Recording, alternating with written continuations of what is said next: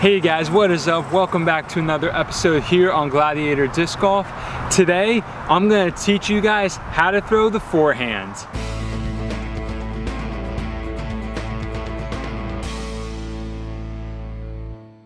This has been a highly requested video of mine for the last several weeks, especially after I did the backhand tutorial video, and I've gotten a lot of people asking me how to throw a forehand, what am I doing wrong, and all these things, so I wanted to address it in this video. However, just like my backhand video, which I did in kind of two parts, I talked about the main components in the first video, and then I did the finer details in the second video.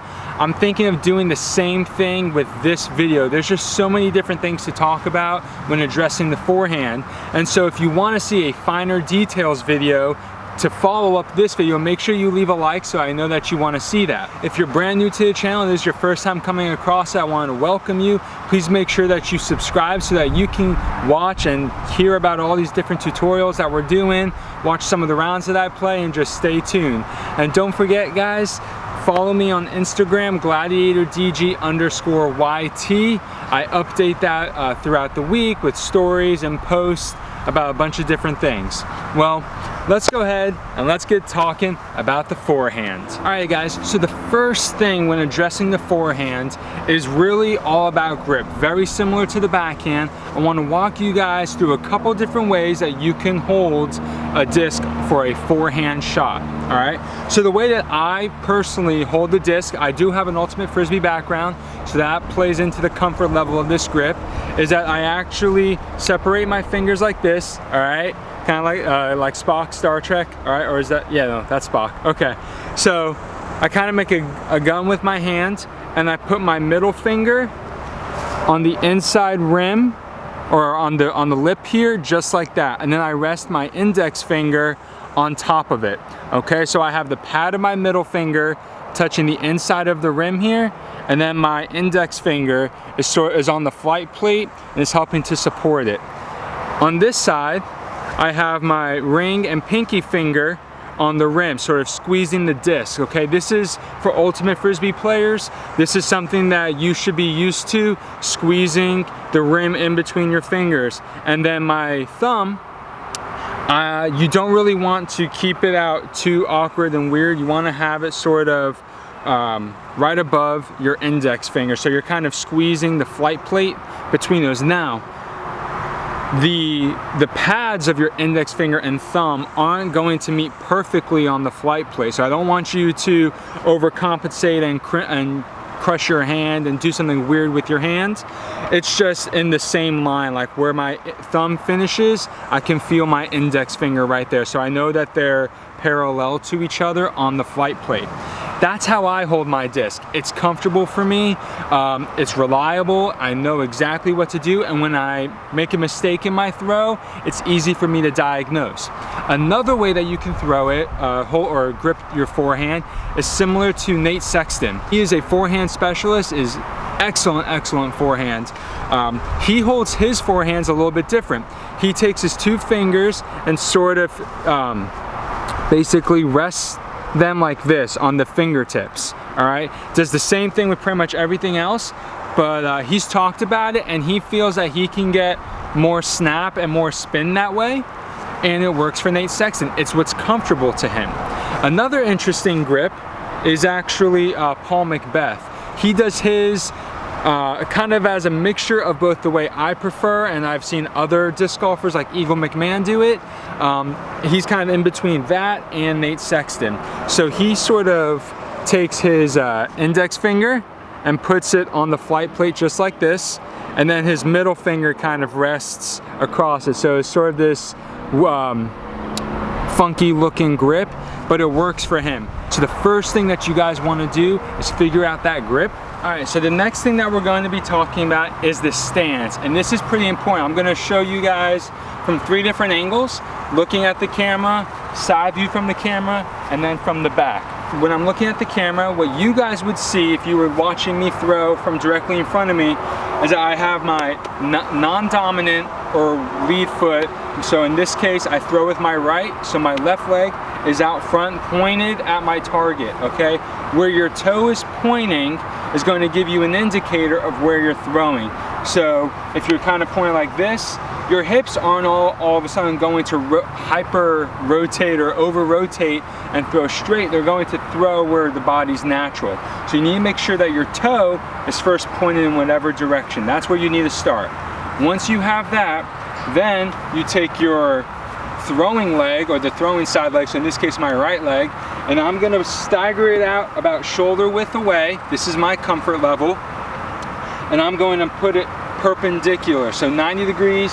So if my lead leg is this way, my support or throwing leg is 90 degrees that way, with my toes pointing. So I have a perfect 90-degree angle.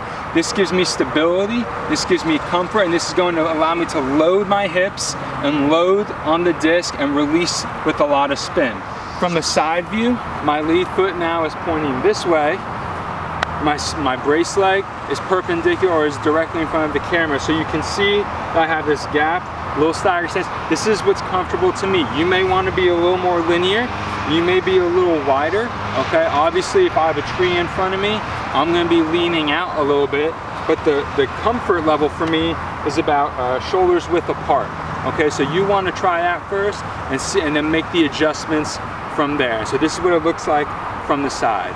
From the back, you can definitely see the stagger a little bit more now. You see the gap in my legs. My feet haven't changed position. Lead foot is still pointing forward. Support foot is still 90 degrees this way, okay? And you definitely want to make sure that you work on that, because positioning of your hands and positioning of your feet will help you be successful for the forehand throw.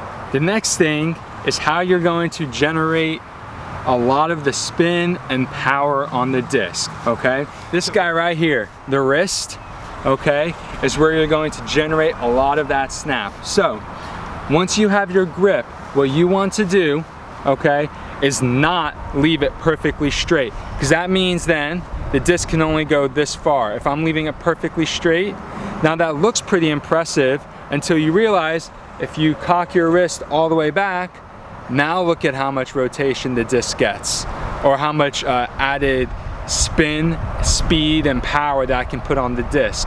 Once again, there's this, and then there's this, okay? So the way you do that is if you're just like this, okay, this is the bad way or weaker way.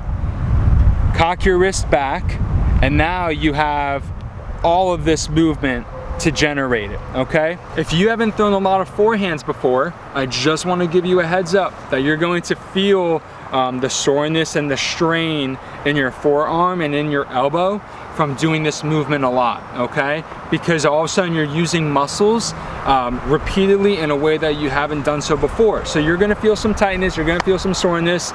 Make sure you ice it, don't overdo it to where you're hurting yourself, okay?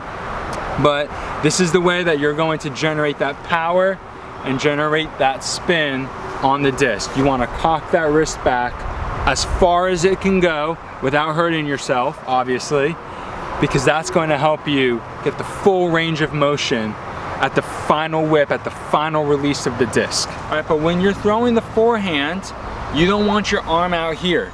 If you have your arm out here the entire time, you're gonna feel an immediate strain on your shoulder. You wanna bring that elbow in. You'll see nearly every guy that throws the forehand has their arm bent at about a 90-degree angle, and they have that elbow coming into their side. And so what they're doing is they're leading with the elbow, all right? If you've watched Simon Lazat's forehand video, Eagle McMahon has this really weird thing where his elbow like somehow comes out way further than the disc. It's how he generates so much power. No one really knows how he does it because it looks so unnatural, but that's what you want to do. If you want to throw 550-foot spike hyzer forehands like Eagle McMahon, you need to lead with your elbow, okay? You're not leading with the disc because then all the power is behind it, and then you're only throwing with your wrist from there. So you want to lead with the elbow, and then come through with the wrist, all right? Keeping that elbow close to your body is key to keeping everything tight and keeping everything fast moving, and most importantly, keeping everything smooth, all right? Things spin faster and tighter when the area is more restricted. If I'm out here throwing like this, I have all this area where wasted energy going out. But if I'm here and I keep everything here, I'm going to be generating way more power because my energy that is used is kept all within this tiny area, not all out here. So keep that elbow in. Now, something I want to address so that you guys don't hurt yourselves is that when you throw, and this segues into the next point, the follow through. When you follow through, you don't all of a sudden just lock that elbow in and come like this. Because what's going to happen is that your elbow is going to be locked, and so your wrist is now going to roll over. Okay? Your wrist is going to roll over, and that's going to mess up your throw. You're all of a sudden going to be throwing on Anheuser. Really bad Anheuser, okay? Not planned Anheuser.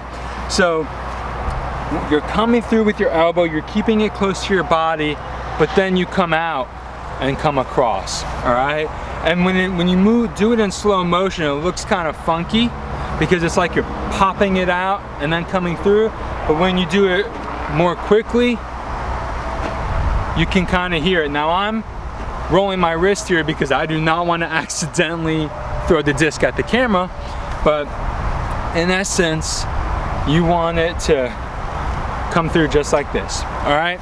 So keeping that elbow in and following through. The follow through is very similar to the backhand, especially on a full drive, full power shot. Your arm's gonna come across your body and your leg's going to come forward a little bit, okay? If you're throwing a full power shot and you're like this, you just left all this power from your back leg on the ground. You probably toe dragged, which decelerated, and you popped your chest up, okay? So when we're talking about the follow through, you need to make sure that as you come through, this is on a full power shot like a drive off the tee, that your body, boom, coming through. Now your leg is gonna come forward a little bit. It may not come directly in front, maybe a little more staggered to the side. It's all based on what your body does. But by following through, you're gonna keep the disc on a level plane as it flies out.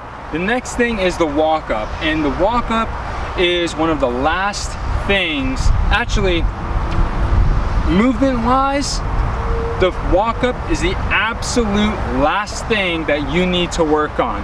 It is not as important as all these other aspects to generating power, to generating spin, and also improving your accuracy.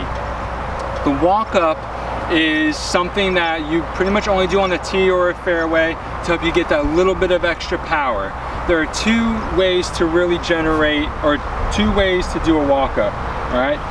I have a 3-step walk up. I go 1, 2, 3. And what I find is that when I do my walk up, I'll show you again. 1, 2, 3. I get my second step, my brace leg already perpendicular, and then my third step is my lead foot, and my toe is going to be pointing where I want to throw. So all of a sudden, just like I said in that stance, so when we talk about stance, I'm in my stance, all right, in just 3 easy steps. I prefer the 3-step method. It's what's comfortable to me. So similar like grip, you want to find what's comfortable to you. The other way that I have seen it is a sort of hop step, okay? And so the hop step, where I start with my left foot, so the hop step, you go 1 with your brace leg, 2 with your lead leg, hop and throw. And it's something that Nate Sexton, Jeremy Colling, and I think Nate Perkins and a few other people do. It's not my personal favorite. I've tried it a few times. I feel out of rhythm with it, which is why I just do the 3-step method. Those are the 2 ways that I've seen the walk up done. Ultimately, it is up to you. Find what's comfortable, but most importantly, work on that last. Make sure you have all the other fundamentals narrowed down, and not just narrowed down, but that you are confident in them and that you're successful and that you're doing them well. And then the X step, or the walk up, really is going to help you generate even more power, but it should be the last thing that you do. All right, you guys, so that was a lot of information, a ton of information. Make sure you favorite or save. Make sure you definitely like this video so you can come back and watch it again and get some more information. What I'm going to do now is shut my mouth, and I'm going to throw and show you guys in action how to throw some of these shots. I'm going to throw a variety of discs with some putters, mids, fairways, and distance drivers.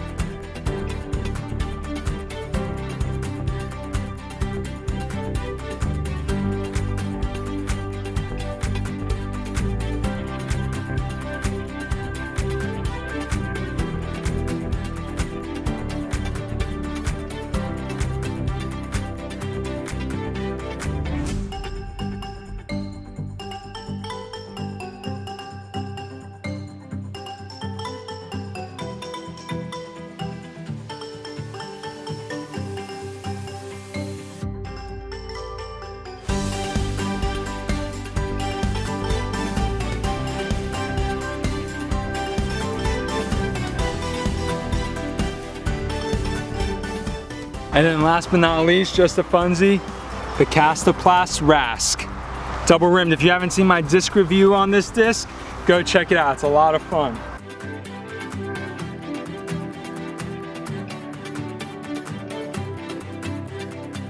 Well, that's all I have for you today, guys. Make sure you like and subscribe.